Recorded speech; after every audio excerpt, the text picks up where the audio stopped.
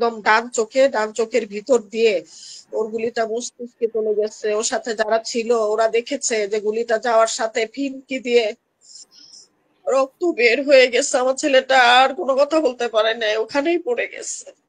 আমরা তো হারিয়েছি আমাদের একমাত্র সন্তান, একমাত্র অবলম্বন। আমরা যা হারিয়েছি এর ক্ষতিপূরণ কেউই কোনোভাবেই দিতে পারবে না। সারা পৃথিবীও যদি আমাদের পায়ের কাছে এনে দেয়, এই ক্ষতিপূরণ পূরণ হবার নয়। এখন সিনেমার ট্রলের মতো করে ঘুরে বেড়ায়। আমি ছেলেটার সাথে সারাদিন একটা একটা কথা বলতে থাকি। আমার মনে হচ্ছে আমি দিনে দিনে পাগলই হয়ে যাচ্ছি। আমার কোনো আনন্দ অনুষ্ঠানে পৃথিবী ভালো লাগে না। মেয়েটার জন্য আমি একটু কান্নাও করতে পারি না। দুপুরবেলা ভাত খেলো, খেয়ে রেস্ট দিচ্ছে। তার এক বন্ধুকেও সে জানাচ্ছে যে আমি গিয়েছিলাম আজকে এরকম দেখে আসলাম। তারপর সেই খালাতো ভাই অপূর্ব, ওকেও জানাচ্ছে। তো আমার বোন দেখছে যে খুব অস্থিরতা, এক সময় খাওয়া দাওয়া করে ওর রুমে গিয়ে চুপচাপ শুয়ে ফোনে কথা বলছে। তো আপু ভাবলো যে ও নিশ্চয়ই কিছুক্ষণ থাকবে ঘরে, ও যাবে না মনে হয়। আর আমার বোন বারবার গিয়ে নিষেধ করছে যে তুমি কিন্তু আর বের হয়েও না। আর আমার আপু জিজ্ঞাসা করছিল ওনার ছেলের কথা, বলছে যে ও প্রান্ত ভাইয়াদের বাসা আছে, ওর এক বন্ধুর বাসা আছে। ও কিন্তু এসে বলে নাই যে ওদের গুলি লাগছে, তাহলে তো আমার বোন আরো ইয়ে হুম, করতো, হুম। চিন্তা করবো বলে হয়তো বলে নাই। তো রেস্ট আছে, আপুও চলে গেছে একসময় আপুর রুমে। একসময় দেখে বিকেল বেলা এসে ও দেখতে আসছে যে ও ঠিক আছে কিনা, ও আছে কিনা ঘরে। এসে দেখে আমার ছেলেটা নাই, হুম। ড্রয়িং রুমেরও দরজা খোলা।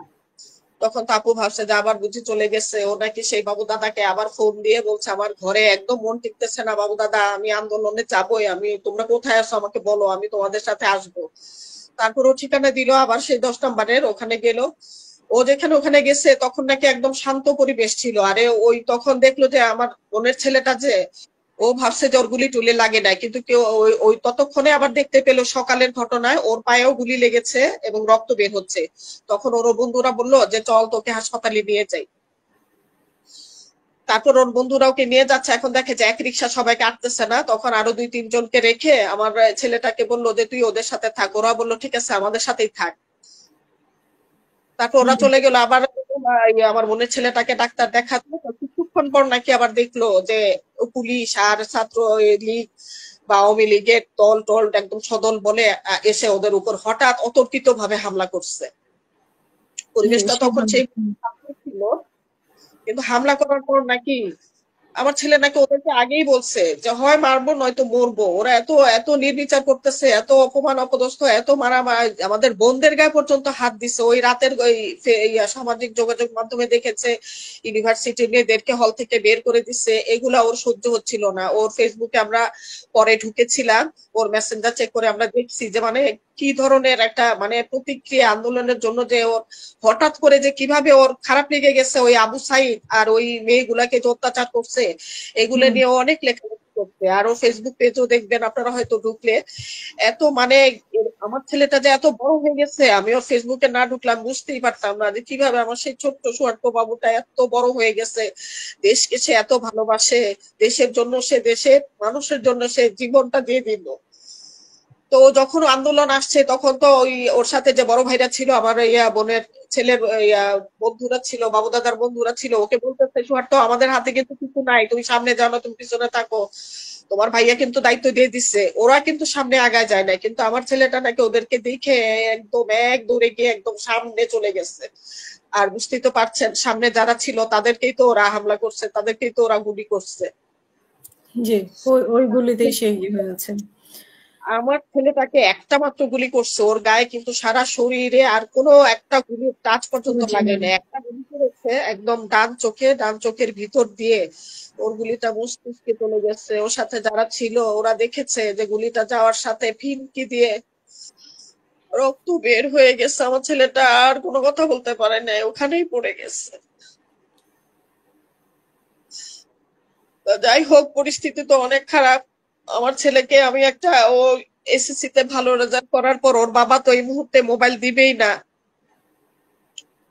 আমরা ছেলেকে এত রেস্ট্রিকশনের ভিতর রাখতাম, আমি একদম নিজের হাতে আমার পাশে এক বিছানা শোয়ে শোয়ে আমি ওকে পালছি, যে ও যেন কোনো দিকে ডাইভার্ট না হতে পারে। বর্তমান যুগ যে খারাপ যাচ্ছে, সেই ছেলেটাকে ওর বাবা ওকে আমি কথা দিচ্ছিলাম যে ওর রেজাল্ট ভালো হওয়ার পরে ও যদি রেজাল্ট ভালো করতে পারে আমি ওকে নাকি ফোন কিনে মোবাইল দিব। ওর মোবাইল দিবেন, মোবাইল দিয়েছেন।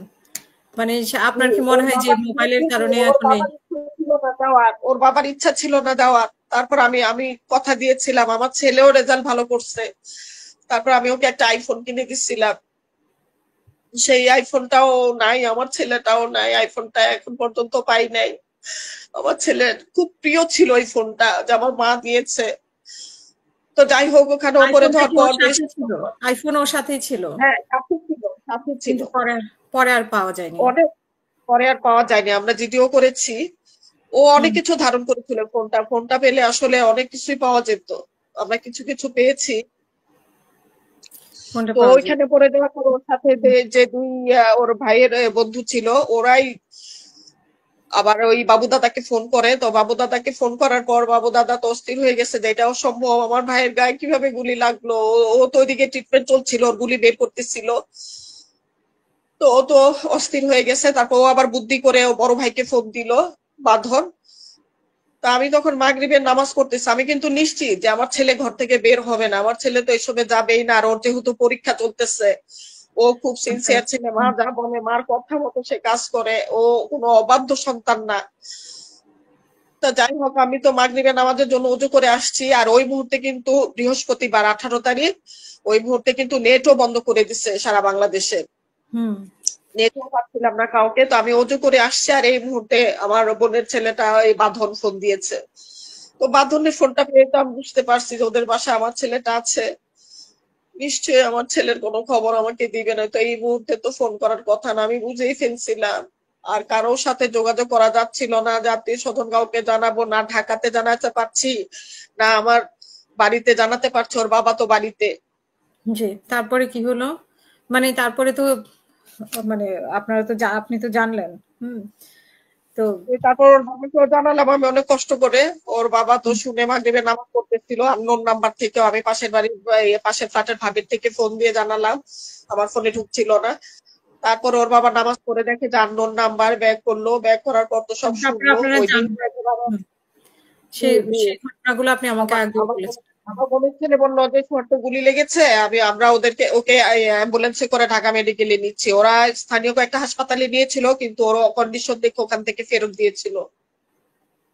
জি, তারপরে এখন এখন আপনাদের কিভাবে আপনাদের সরকারের পক্ষ থেকে কোনো খোঁজ খবর নিচ্ছে কিনা? আ মানে আমি আসলে আপনার ঘটনাগুলো তো একবার শুনেছিলাম। তারপরে এখন কি অবস্থা? এই যে ৮ মাস পর্যন্ত আপনাদের কি অবস্থা? সরকারের পক্ষ থেকে আপনাদের বা মানে কেউ আপনাদের খোঁজ নেয় কিনা? বা আপনারা কিভাবে কাটিয়েছেন এই ঈদ? সবাই বলছে যে অনেক ভালো কাটিয়েছেন, অবশ্য ভালো কাটিয়েছে। তা আপনি সন্তান হারিয়ে আপনি কিভাবে কাটিয়েছেন? আপু, আমরা তো হারিয়েছি আমাদের একমাত্র সন্তান, একমাত্র অবলম্বন। আমরা হুম। যা হারিয়েছি এর ক্ষতিপূরণ কেউই কোনোভাবেই দিতে পারবে না। এই সারা পৃথিবীও যদি আমাদের পায়ের কাছে এনে দেয়, এই ক্ষতিপূরণ পূরণ হবার নয়। না, তারপরে তারপরেও চাই যে অনেকে খোঁজ খবর ভালো নেওয়ার থাকুক। বিষয়টাও তো আছে যে অনেকে বলছে যে আপনাদের পাশে জি, থাকবে। জি, খোঁজ খবর আপনাদের খোঁজ খোঁজ খবর খবর নেয়। নিয়েছে, খোঁজ খবর নিয়েছে স্থানীয় রাজনৈতিক দলগুলো, তারপরে জুলাই ফাউন্ডেশন থেকেও যেভাবে হোক ওরা খোঁজ দিয়েছে, এটা অস্বীকার করব না। তো আমাদের একটা বিশেষ করে আমি ব্যক্তিগত ভাবে, হ্যাঁ, যখন হুম, আমাদের শ্রদ্ধেয় প্রধান উপদেষ্টা ডক্টর মোহাম্মদ ইউনূস ক্ষমতায় আসলেন, তখন কিন্তু ওনার উপর আমি ভীষণ ভীষণ ভরসা করেছিলাম যে একজন যোগ্য লোক এসেছেন, উনি সবসময় আমাদের পাশে থাকবেন। হয়তো উনি আছেন পাশে, কিন্তু উনি কিন্তু আমাদের সাথে সরাসরি কখনো পাশে ডাকেন নেই। এই যে একটা রমজান মাস গেল, আপনারা হয়তো দেখেছেন উনি রোহিঙ্গাদেরকে নিয়ে, বিশাল এক বাহিনীকে নিয়ে উনি ইফতার ইফতারি করেছেন। করেছেন। কিন্তু একদিন একদিন কিন্তু উনি ডাকলে আমাদেরকে পারতেন, হ্যাঁ, ডেকে দেখতেন আমরা আসি কিনা। হয়তো সবাই না আসতাম, যারা ঢাকায় আছি তারা তো অন্তত যেতে পারতাম, সান্ত্বনা লাগতো যে রোজার মাস আমার ছেলেটাকে হারিয়ে আমি কত একটা দিন আমার ভালো লাগেনি। রোজার মাস আল্লাহকে ডেকেছি আর ছেলেটার জন্য দোয়া করেছি, ছেলেটার সেহরি খাওয়া, ছেলেটার ইফতার করা, এটা আসলে বলার নয়। আমার কাছে এখন কেন মনে হয় কি যে আমার জীবনে যদি আনন্দ নামক শব্দটা না আসতো তাহলেই মনে হয় ভালো হতো। কিন্তু কেন পৃথিবীতে ঘুরে ফিরে এই আনন্দের দিনগুলো আসবে, সবাই পালন করে, সবাই তো কিছু কিছু হলেও ভুলে যাচ্ছে, কিন্তু একজন মা হিসাবে প্রতিটা সেকেন্ড আমার ছেলের জন্মের পর থেকে ছেলে প্রথম উপর হওয়া, ছেলের প্রথম হাঁটা, সবকিছু আমার চোখের সামনে সারাক্ষণ সিনেমার ট্রলের মতো করে ঘুরে বেড়ায়। আমি ছেলেটার সাথে সারাদিন একটা কথা বলতে থাকি। আমার মনে হচ্ছে আমি দিনে দিনে পাগলই হয়ে যাচ্ছি। আমার কোনো আনন্দ অনুষ্ঠানে পৃথিবী ভালো লাগে না। মেয়েটার জন্য আমি একটু কান্নাও করতে পারি না। আমার একটা লক্ষ্মী মেয়ে আছে, সেই মেয়েটা আমাকে একটা ফোঁটা চোখের জল ফেলতে দেয় না। মেয়ে আর আমি সারাদিন ঘরে থাকি, কাউকে বলতেও পারি না কষ্টের কথা, আর ভালো লাগে না কারো কথা শুনতে। মনে হয় যেন মানে আমি এইরকম এক জগতে চলে যেতে পারতাম। আমার সব অপরিচিত, ইদানিং পরিচিত মানুষগুলাকেও ভালো লাগে না, কারোর সাথে সম্পর্ক রাখতেও ভালো লাগে না, কথা বলতেও ভালো লাগে না।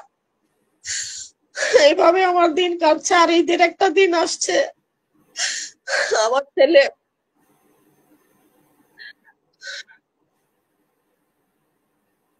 আচ্ছা, আমি শুনবো আপনার থেকে আবার, নাকি আপনি বলে শেষ করবেন?